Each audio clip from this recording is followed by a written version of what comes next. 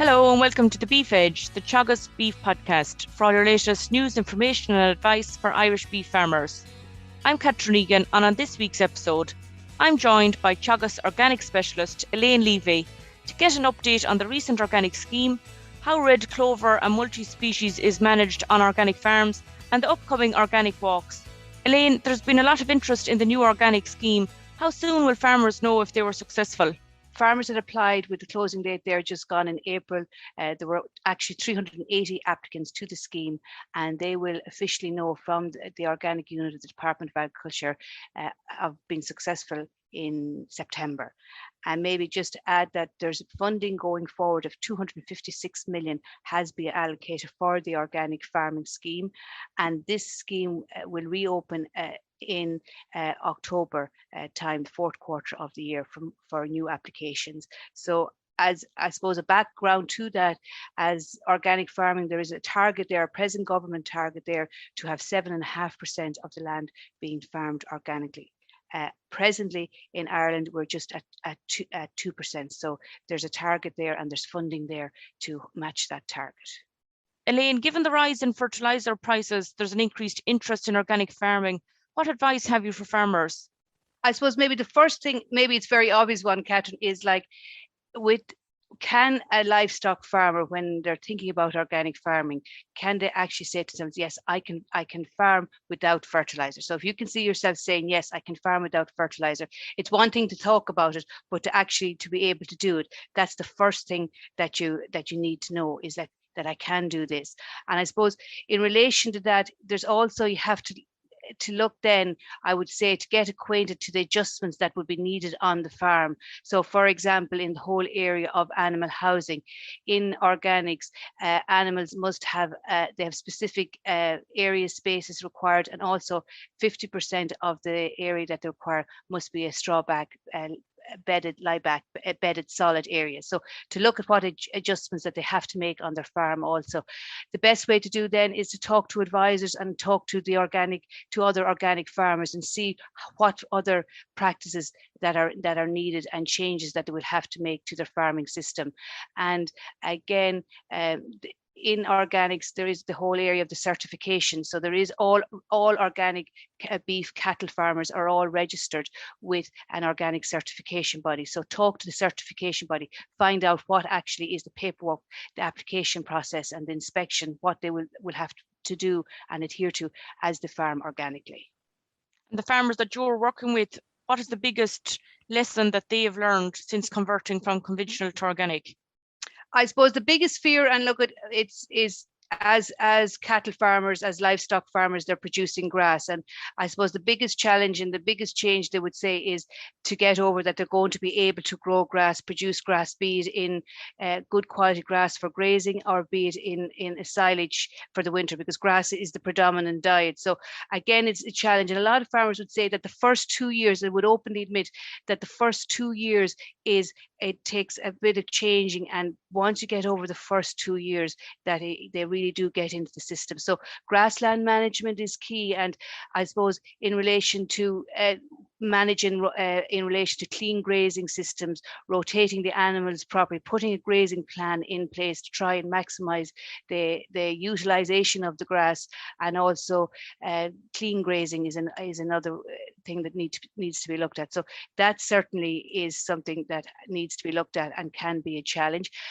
Something that people always say, and we mightn't think of it, people find the challenge of actually the perception, maybe what might the neighbours say if by them going organically, and to get over that can be a challenge in itself, to make that they might be doing something different than what their peers in the area is doing. So that can be a challenge. Also, I suppose we all know when we talk about organics, you can't go out with fertilizers. So you need to look at then how am I going to feed my grass? So the whole area of nutrients and what's been produced in the farm, such as farmyard manure and cattle slurry, is getting to know the true value of that and using that to help with your production levels and to keep your nutrients good. Because in organics, I suppose we concentrate more on feeding the soil. So you need to use what you have in the farm to feed that soil to produce that grass crop. And Elaine, I suppose obviously organic or concentrate feeds are more expensive above conventional farming. with the higher prices at the moment, how are organic farmers managing, particularly over the winter period? Yes, look at organic concentrate has always been more expensive. Look at what's happening at the moment has definitely increased that the difference between conventional and organics. At the moment, you're talking about in around approximately a ton of concentrate in around the region of €700 a ton. So what are farmers doing, as you say, to combat that? And farmers have always I suppose one of the main, when we talk about organic farming and talking about producing grass and all the rest, any farmer that you talk to that talks about farming organically, or anything that you read, you look at the whole area, clover is always mentioned. So clover, as we all know, is a nitrogen fixer. It produces very good quality silage. So I would have farmers that would be winter finishing animals, and they would be incorporating a red clover grass sward as part of the winter diet, because as you know, that is it, and trying then to use that red clover grass silage as the finishing diet.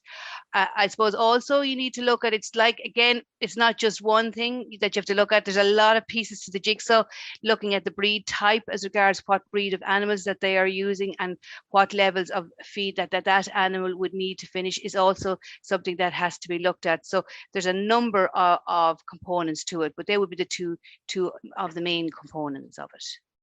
I suppose we've seen the recent launch of the schemes such as the multi-species and red clover. Mm-hmm. And you've mentioned in relation to the red clover, how do the organic farmers manage the red clover swards? Yes, I suppose red clover, I suppose, how do they manage it? I suppose, as we all know, in relation to red clover, I suppose it's to, first of all, the main thing is that they have to get established. So they establish it at the correct time of the year. They don't have the quick fix of putting any fertiliser or burning off any ground or anything. So the establishment of it is very, very important, and get it established at the right time. As we know from it, the capabilities of red clover, and the two main reasons they would be growing it would be for fertility building, and as we've just said, good quality silage. So in relation to managing it, then they're cutting it in up to maybe 3 and even sometimes 4 times a year. As a crop, it's a hungry crop, so that it has to be fed well. So they are feeding it, be it with farmyard manure and cattle slurry. So again, the management of it is key, and cutting it at the right time to ensure that you have the quality of the silage, the feeding of it as a crop.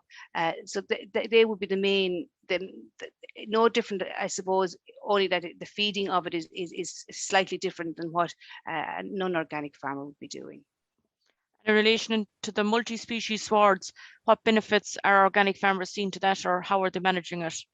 I suppose, yes, as all indication and research to date, and look at multi-species, it's again, I suppose, in organics, as I said, we're talking about feeding the soil, and one of the main, I suppose, benefits of a multi-species sward is that it is very good in relation to all those different roots that are growing underneath the ground, so that they're able to get release nutrients from various levels. It's good for soil structure.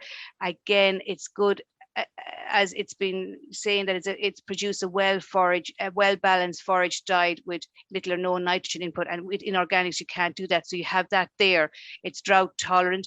Again, from an animal health and welfare, it is indications is that it has good anthelmintic properties, and is good mineral content, so which are giving natural resistance and animal health and welfare, very important in organics, so it will help in that area also. So it's, again, I suppose a lot of people will be saying there's a lot more work to be done on it, but certainly there are definitely benefits to it that can be seen.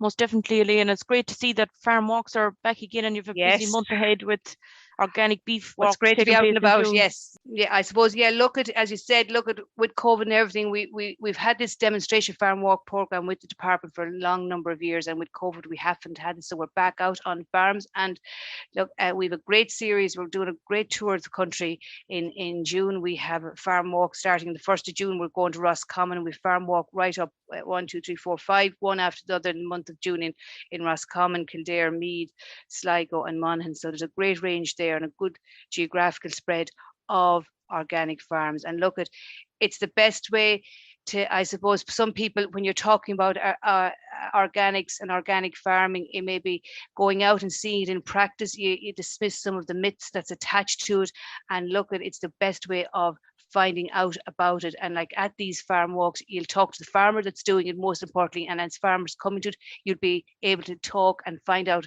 and get more information. The organic certification bodies will be there, the organic unit of the Department of Agriculture will be there, and ourselves, Teagasc, will be there. So there'll be a wide range of people. So you'll get a one-stop shop in relation to the whole the farming practices, and also the supports that are there, and also as regards what you have to do in relation to be registered and inspections and all of that. So you'll get all at the walks. That's great, Elaine. I think it's a great opportunity for farmers with an interest in organic farming to visit these farms and actually see the farm in practice, particularly with the scheme opening again in October. Yes, definitely, absolutely, yeah. And just it gets all your ducks in a row. You get the opportunity to like, you know, we can talk about it and all the rest, but you need to get, as somebody said, you need to get your boots on the ground and see what it's like, because that's what you're going to be doing on a day-to-day basis if a farmer listening takes the organic option. So you want to know what's involved. That's great, Elaine. I'll include the poster for all the upcoming events in the text for the podcast. Thank you, Catherine. That's all for this week's episode, and my thanks to Elaine for joining me on the show. You can catch up on all other shows and interviews from the Beef Edge podcast on the Teagasc website at teagasc.ie, or you can listen on Apple and Google Podcasts as well as Spotify. Don't forget to rate, review and subscribe so you never miss a show. For all other updates from our beef programme, keep an eye on our Twitter and Facebook pages. Until next time, I'm Catherine Egan, and thanks for listening.